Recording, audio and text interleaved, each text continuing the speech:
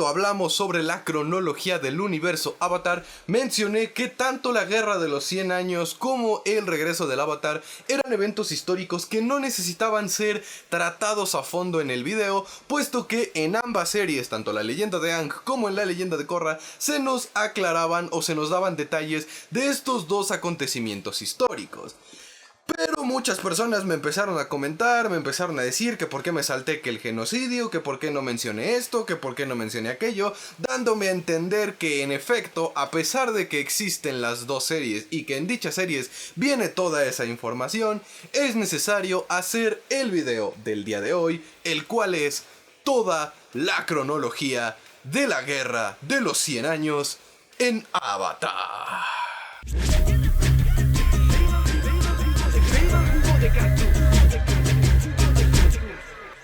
¡Qué refrescante! Así que les sugiero, banda, que se acomoden en sus asientos, se relajen, se preparen, se aseguren de estar suscritos a este canal, de dar su like y de comentar una vez que haya terminado el video para que lleguemos a más personas, porque como dije y como ya vieron en el título, efectivamente vamos con la cronología de todo el universo Avatar. Bueno, perdón, toda la cronología de la Guerra de los 100 años, desde cuando comenzó hasta su terminación en los cómics de Avatar, banda, no en las series, porque una cosa es el evento final de la Guerra de los 100 años, otra cosa es cuando oficialmente está terminada, así que eso es todo lo que analizaremos en el video del día de hoy. Específicamente repasaremos 7 acontecimientos dentro de la Guerra de los 100 años. Y es que cuando hice el video de la cronología del universo Avatar eran los eventos históricos más importantes de todo el universo Avatar. Y cada uno de esos 7 eventos, claro que tiene sus subeventos importantes. Véanlo como ese temario que tenían con ese profesor castroso en la preparatoria que era tema 1, 1.1. 1.1.1, 1.2 y esas pendejadas, así funciona también la cronología del universo Avatar. Entonces, técnicamente en la cronología de todo el universo Avatar, la Guerra de los 100 años sería el tema 6 y los subtemas 6.1 sería la muerte de Roku, el 6.2 sería la guerra, o bueno, el genocidio de los nómadas aire, el 6.3 sería el periodo de adoctrinamiento, el 6.4 sería el asedio a Ba Sing Se, el 6.5 sería el reinado de Osiris y el 6.7 y el 6.6 sería el regreso del Avatar, culminando con el 6.7, el fin de la guerra. Esos son los 7 temas que abarcaremos en el video del día de hoy. Y a partir de este momento van a dejar de verme en cámara, banda, porque me voy a explayar fácil como por 1 hora o más tiempo explicando todo este desmadre y no lo voy a andar grabando para luego estarlo cortando y poner las imágenes de referencia, así que este será el último momento que me vean a cámara hasta el final del video. Empecemos pues con esta cronología de la Guerra de los 100 años. En el primer evento, la muerte de Roku. Muchos se estarán preguntando por qué la muerte de Roku entra dentro de la cronología de la Guerra de los 100 años, pues porque una vez que Roku murió y Sozin se vio libre de la influencia del Avatar, comenzó el aprovechamiento de la famosísima ventana. En este canal yo ya he hablado muchas veces de lo que la ventana significa, que es ese periodo de tiempo entre la muerte de un avatar y la subida al poder de su reencarnación. Ese lapso de 16 años que ocurría entre uno y otro evento era el tiempo que los políticos y los aprovechados querían, pues entre comillas y valga la redundancia, aprovechar para hacer de las suyas mientras no había un Avatar. Y como sabemos, luego de que Roku se negara a formar parte del expansionismo de Sozin por las 4 naciones, es que Sozin tomó la decisión de acabar con la vida de su amigo para de esa manera aprovechar el lapso de la ventana. De ahí el por qué el periodo de la muerte de Roku entra en la Guerra de los 100 años, porque fue luego de que Roku muriera que Sozin comenzó todos sus planes, todas sus estrategias, todos sus acomodamientos, podría decirse, para estar listo y comenzar con la guerra.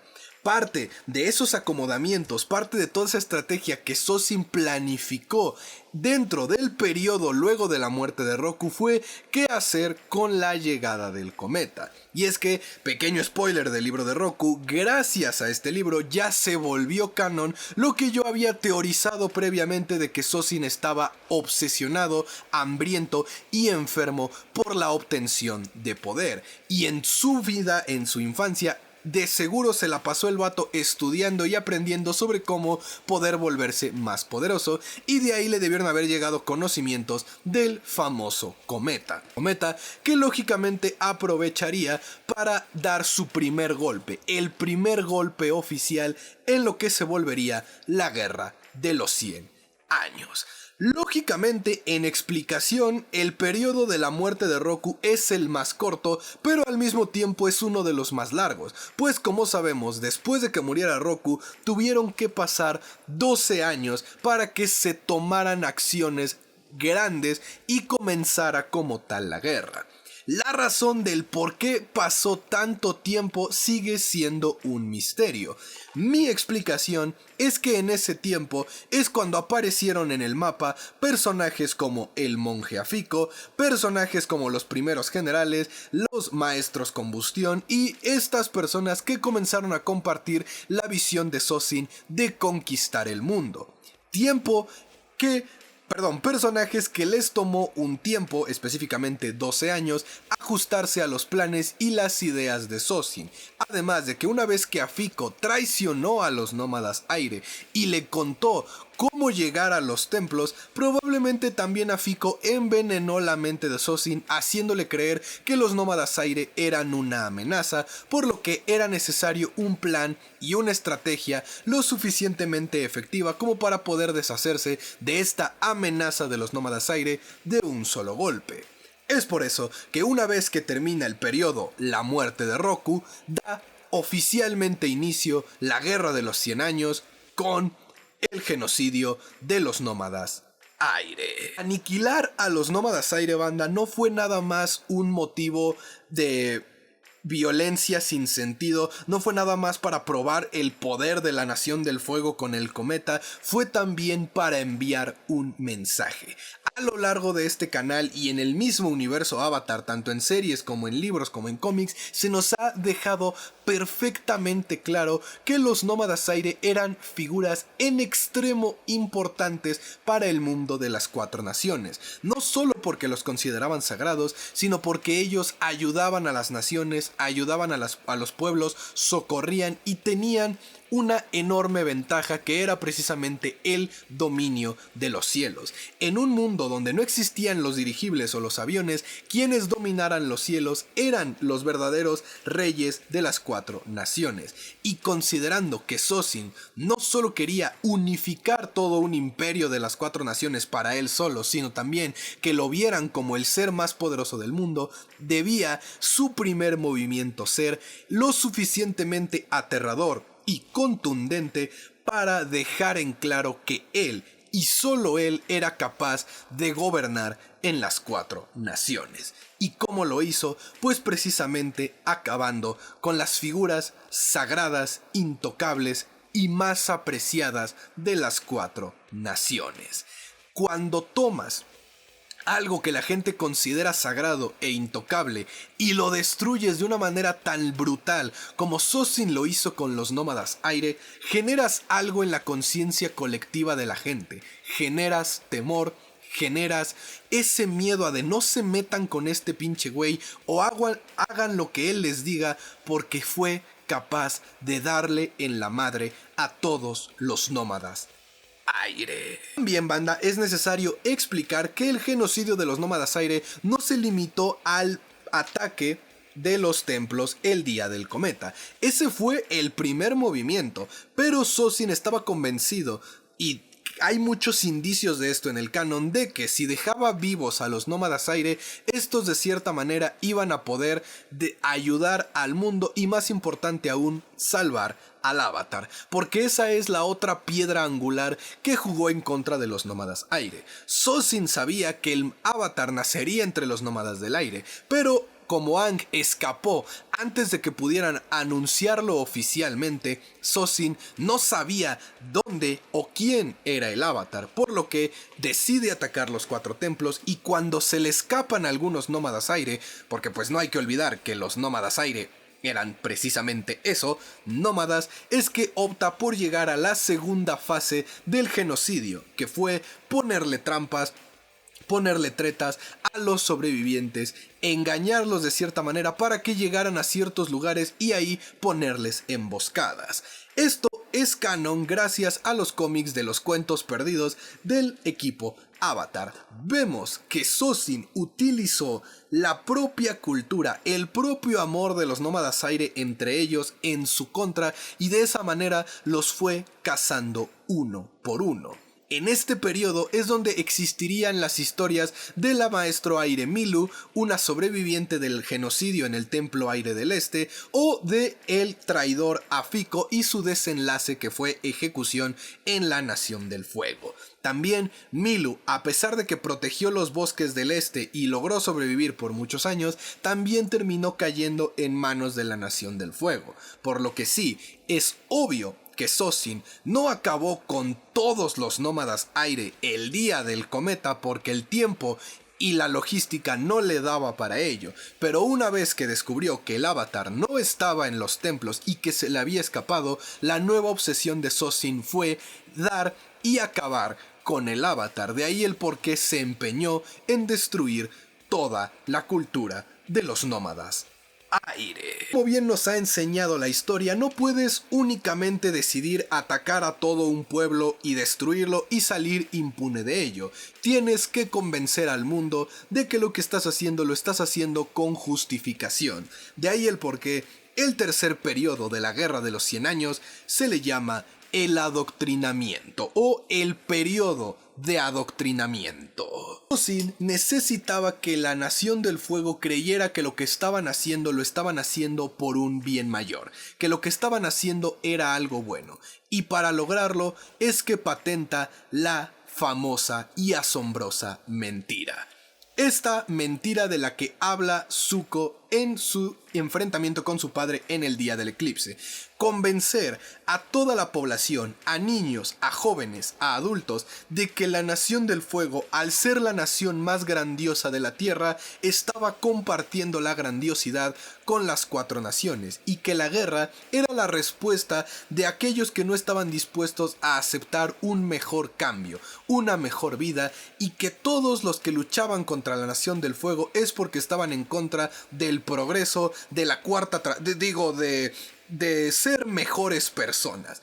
Y entonces Sozin inculca en los jóvenes, porque como Hitler, Sozin sabía que los jóvenes son el futuro, la ideología de que 1. Los nómadas aire estaban planeando unirse al avatar para traicionar al mundo y controlar ellos a la Nación del Fuego y a las 4 naciones. 2. Que poseían un ejército y que eran una amenaza. Y 3. Que todo lo que la Nación del Fuego hacía, lo hacía por un bien mayor.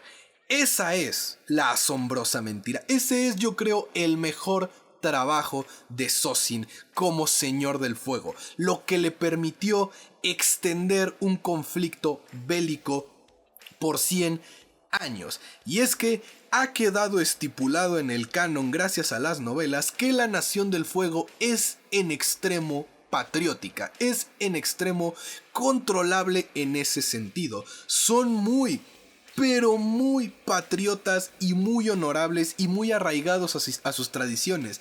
Un ciudadano de la Nación del Fuego era un ciudadano incapaz de considerarse parte de las 4 naciones, y ellos hablaban mucho de su mundo, de sus reglas, de su cultura, de cómo era para ellos lo correcto. Esa ideología muy estadounidense de parte de la Nación del Fuego es lo que le permitió a Sozin adoctrinar tan fácilmente a su ejército, manipularlos y enseñarles que todo lo que estaban haciendo, lo estaban haciendo, como dije, por el famoso bien mayor.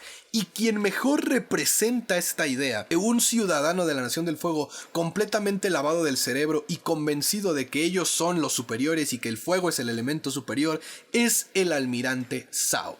Zhao es el resultado de todas esas décadas de adoctrinamiento, de control, de manipulación, de ocultar información que dan como resultado a los soldados perfectos. Hombres que buscan su propio engrandecimiento a nombre de su nación, a nombre de sus grandes logros. Porque además de todo esto es canon que Sozin optó por ocultar la historia de la Nación del Fuego.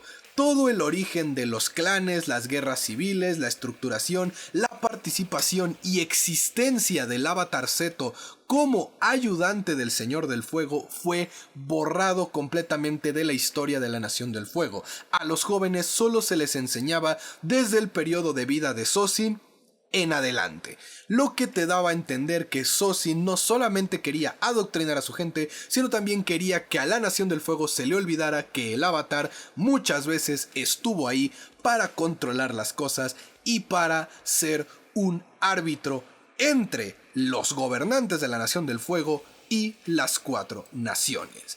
Y vaya que el periodo de adoctrinamiento les funcionó, porque fue en estas décadas donde ocurrió la mayor parte de las conquistas de la Nación del Fuego. No solo agarraron gran territorio del Reino Tierra en sus provincias, sino que inauguraron nuevas colonias y lograron mantenerlas, como dije, por décadas, puesto que el periodo de adoctrinamiento abarca desde los últimos años de Sozin hasta la muerte de su hijo Azulon. Básicamente unos 90 años de tiempo. En esos años de adoctrinamiento, en esas décadas que ocurrieron, pasa el cuarto periodo, que es el asedio de Ba Sing Se. De todas las conquistas, de todas las glorias, de todas las batallas, de todo lo que la Nación del Fuego usurpó del Reino Tierra, el asedio de Ba Sing Se es particularmente importante porque fue un punto de inflexión y un punto de transformación para el rumbo de la guerra y para la Nación del Fuego misma. Durante 600 días, casi 2 años completos, Iroh estuvo detrás de los muros de Ba Sing Se intentando conquistar la ciudad. Iroh, quien era el heredero al trono. Iroh, que se nos ha informado más de una vez en videojuegos y en material adicional que sus intentos y su tardanza en la conquista de Ba Sing Se se debían a un plan de acabar con la guerra de manera pacífica. Este personaje pasa casi 2 años en campaña abierta, en guerra. Traten de pensar lo cansadas que estaban las tropas, lo hartos que estaban las familias de esas tropas de saber que cada día morían y morían y morían más soldados y que no había un avance real, que las tropas seguían afuera de la ciudad. No digo que en el periodo anterior al asedio de Ba Sing Se no haya habido batallas donde la Nación del Fuego perdía hombres o se tardaba en conquistar ciudades. De hecho, Omashu también era una ciudad que no cayó en manos de la Nación del Fuego y que habían intentado conquistar varias veces. Pero si consideramos todo lo que la Nación del Fuego avanzó y abarcó en esos 80-90 años antes del asedio de Ba Sing Se, puedo entender que empezó a haber un hartazgo en la población, en la gente, en los mismos soldados de por qué nos está tomando tanto tiempo tirar una chingada pared. El asedio de Ba Sing Se fue el primer momento en el que la Nación del Fuego se empezó a cuestionar ¿para qué chingados estamos en guerra? ¿Qué estamos ganando? ¿Para qué nos urge tanto tener Ba Sing Se? Y para colmo, después de esos 600 días, al morir el hijo del heredero al trono, del general Iroh, del temible dragón del oeste, el asedio termina. El asedio a Ba Sing Se es la primer gran derrota de la Nación del Fuego. Algo que no ocurría en más de 90 años. Esa es la importancia del asedio de Ba Sing Se. Es la primera vez desde el inicio de la guerra en que la Nación del Fuego perdía, en que las 4 naciones restantes, las 3 naciones restantes veían la esperanza de poder derrotar a la Nación del Fuego. Si la Nación del Fuego no había conquistado todo el Reino Tierra para cuando empieza la leyenda de Aang, es por el asedio de los 600 días, es por la inyección de esperanza y de fortaleza que esa derrota de la Nación del Fuego le dio al Reino Tierra y al mundo, porque es más o menos en este periodo donde empiezan los levantamientos en Omashu, en los pueblos, en las colonias y en las tribus agua. Unos cuantos años después, Hakoda y sus hombres partirían hacia los mares para proteger las bahías y las fronteras del Reino Tierra, se mandarían ejércitos a lo largo de todas las penínsulas y vaya, comenzaría la protección del mundo y la respuesta de las naciones a la Nación del Fuego.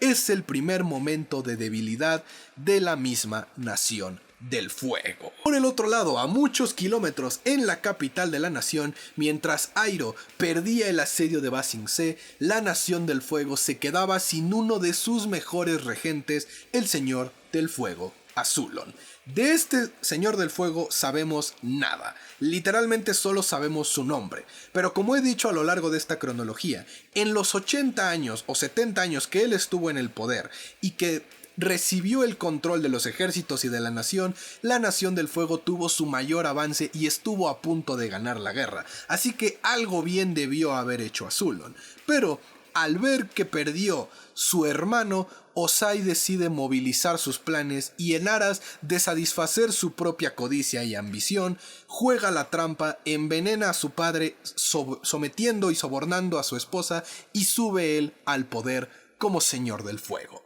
lo que da inicio al reinado de Ozai. El reinado de Ozai es abrumadoramente corto. Literalmente no tiene más de 5 años de duración.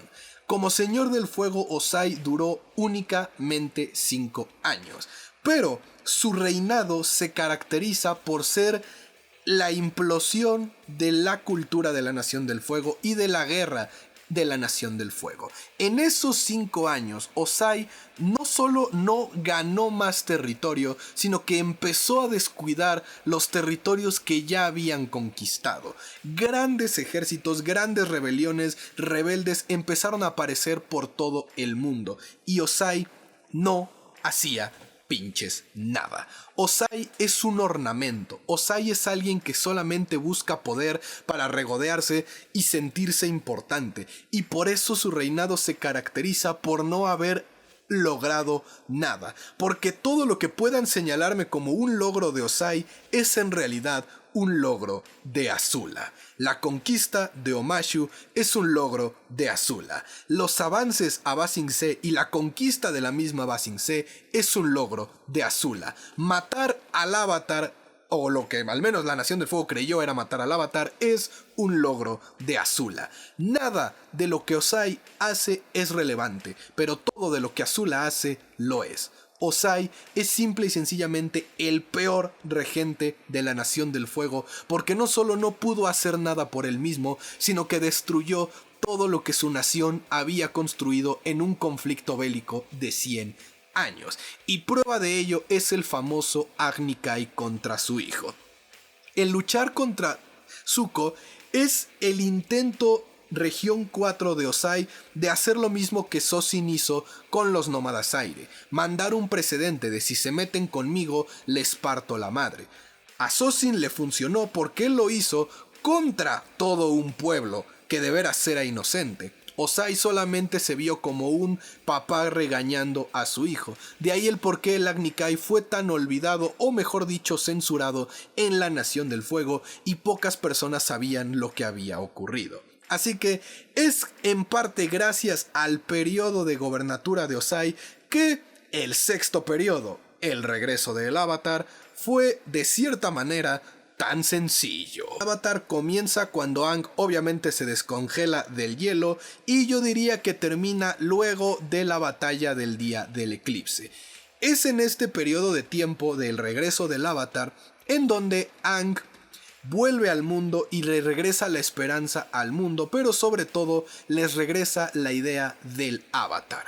Después de 100 años, sin haber tenido la presencia del maestro de los 4 elementos, el mundo había olvidado lo que era tener a un Avatar, lo que era tener a esa figura poderosa que veía por ellos, los protegía, los ayudaba y buscaba el equilibrio entre las naciones. De ahí el por qué Aang inmediatamente se vuelve el faro de la esperanza y el estandarte de la mayoría de las rebeliones. Es en este periodo en donde la Nación del Fuego alcanza sus otras dos máximas derrotas. La primera es en el asedio de la Tribu del Norte, cuando se pierde toda una flota y al general Zhao. Y la tercera gran derrota es en el día del cometa de Zosin, es decir, el final de la guerra. El final de la guerra es el último periodo el periodo de la Guerra de los 100 años y abarca precisamente los días después del eclipse hasta la llegada del cometa y los cómics de la promesa. Es en este periodo de tiempo en donde número 1 se hacen las alianzas finales, Zuko se une al equipo Avatar, Ozai revela todo su arsenal y todos sus planes y todo su poder para únicamente caer en manos del máximo poder de todos, que es el del Avatar, y en los cómics es cuando vemos la repartición y lo que se hace con las colonias de la Nación del Fuego, dándole pie a una nueva quinta nación denominada la República Unida de Naciones, cuya capital es y será siempre Ciudad República. Y esta sería la última parte que culminaría con la Guerra de los 100 años. Qué bueno, banda. Espero esta cronología de la Guerra de los 100 años haya quedado lo suficientemente clara, lo suficientemente explicada. Yo sé que no sería necesario decir esto, pero voy a decirlo. Toda la información que salió en este video proviene tanto de los cómics como de las novelas, como de las mismas series. Y de hecho, varios de los detalles que abarqué del primer periodo, es decir, la muerte de Roku y el proceso de adoctrinamiento, los saqué gracias a la novela de Roku, que nos da nuevos detalles sobre cómo era la ideología de la Nación del Fuego previo a la Guerra de los 100 años. Así que está bastante completo y toda la información, salvo lo que señalé en el video, está 100% apegada en el canon. Así que si no te sabías el orden cronológico o más o menos bien cómo había ocurrido la Guerra de los 100 años, pues espero este video te haya servido. Y pues ya que estamos aquí, pásaselo a tu compa, el que anda medio perdido con el universo Avatar, o se acaba de enterar o acaba de entrarse, o si quieres impresionar a un fanático del universo Avatar, pues te puedes aventar este video y darle unos cuantos detalles acá bien locos. Por lo demás, pues eso sería todo en el video del día de hoy. Así que yo me despido, esperando que se cuiden mucho, que la fuerza los acompañe y que no se les olvide que la separación de las naciones es una ilusión. Somos un solo pueblo. Adiós.